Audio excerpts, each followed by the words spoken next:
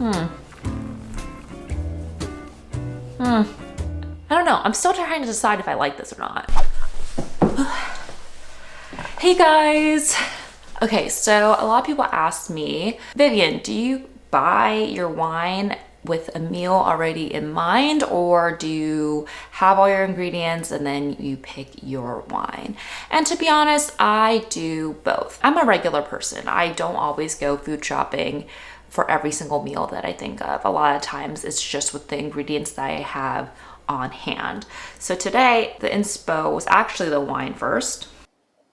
Today I have a Bolgheri wine. For those of you guys who don't know, Bolgheri DOC, this is the birthplace of Sassicaia, which is a Bordeaux blend and the first of its kind in the Tuscany region that got international fame. So this wine has Cabernet Sauvignon, Merlot, Syrah, Petit, Verdot, and Cabernet Franc, I believe. So this is gonna be a pretty bold wine. So I want something with lots of flavor.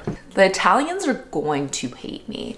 I'm gonna try to make a ragù. Ragù versus bolognese, they're pretty much the same thing, but I think bolognese originates from Bologna, right? And since we're not in Bologna, we're in Tuscany, then it's just a meat sauce is just called a ragù.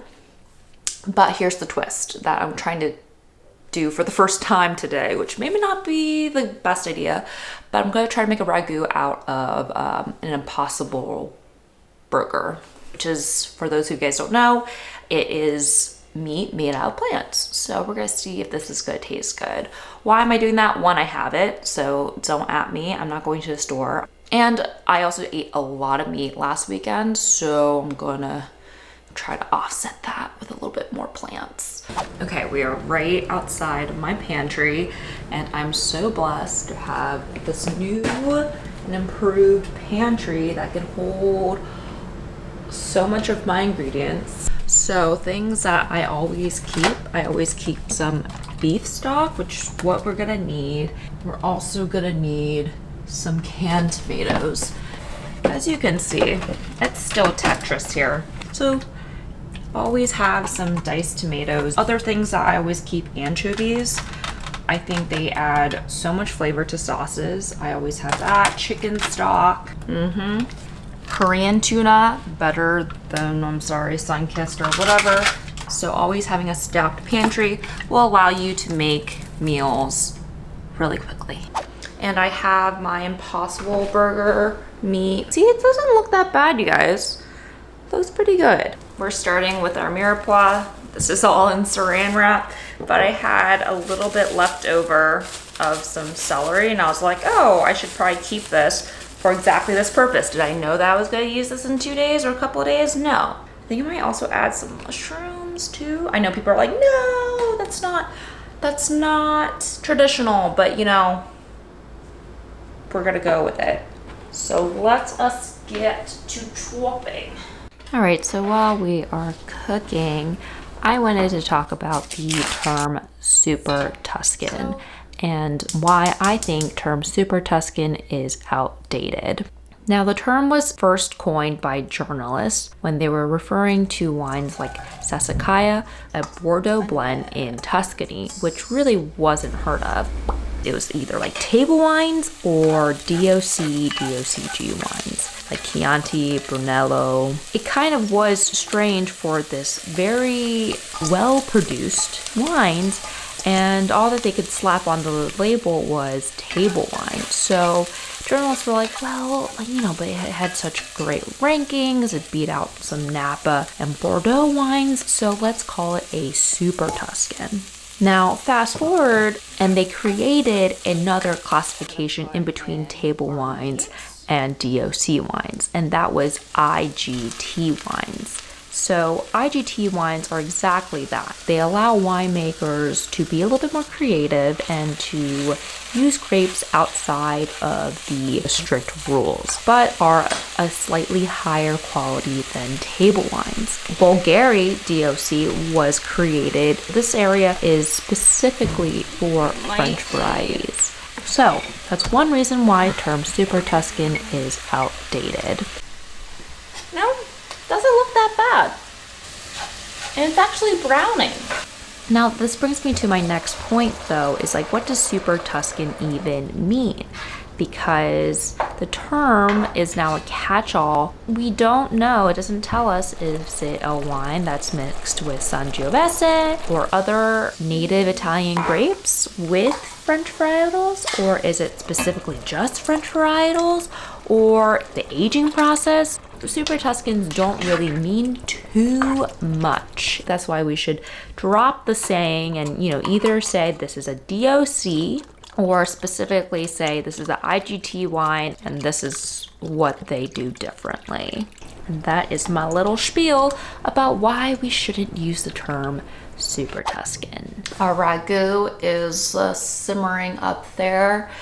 Technically it needs to simmer for 2.5 hours, but I'm gonna see if I can shorten that down a little bit.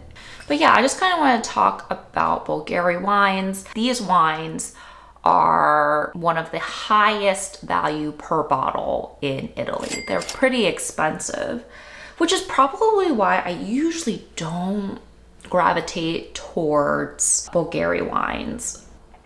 Part of me always thought that they were a little bit overpriced for what they were. Kind of similar to like how Napa wines are. I think a lot of people are kind of riding the tailcoats of Sassicaya's fame, and so they are able to charge a little bit more. But I will say, I do think there's some great producers there, like Gaia.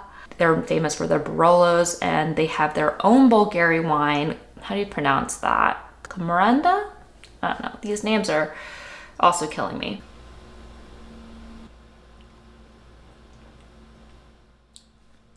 The tannins don't really last in your mouth. They kind of like fade away, which is not what I expected. Yeah, this is definitely not a wine that is meant to age, I don't think. I don't think it would have enough structure for that. So I got this for $35. And again, Bolgheri wines are a little bit more expensive. I wish it had a little bit more tannins. Like, it has a really good acidity. I like the nose profile of it. Regardless, I think it'll still go well with my ragù. And at the end of the day, that's what's important. So, other places where you can buy Bolgheri-style wines, aka Central Italian wine with French varieties in it. Places that are lesser known and probably less expensive are Sant'Antimo DOC, which is the same as the Brunello DOC area. Another one that is pretty well known in Central Tuscany is Carmignano. So, shall we check up on my ragù?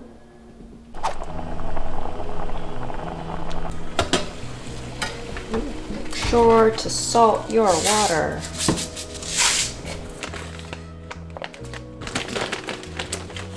The pasta water is going to thicken up this sauce.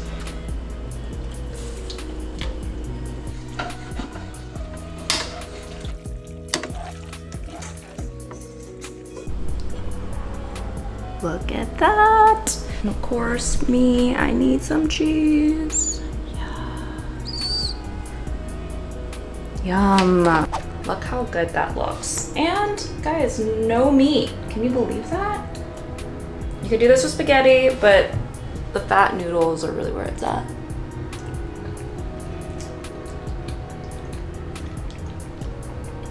Not bad. Not bad for plant meat, I'm telling you. If you're in a pinch, yes, this took a little bit of time. I think if you put less beef stock in, it'd be much quicker. Oh, that is so good. Al dente, perfect. Better with the pasta, obviously. But I'm so impressed that this meat is still pretty chewy. It still has a pretty good bounce, even though we've been cooking it for over 2 hours. So good.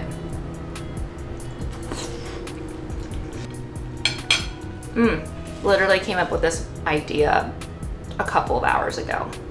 So this is how you can always have great meals on hand. And cheers, you guys. I'll catch you guys later.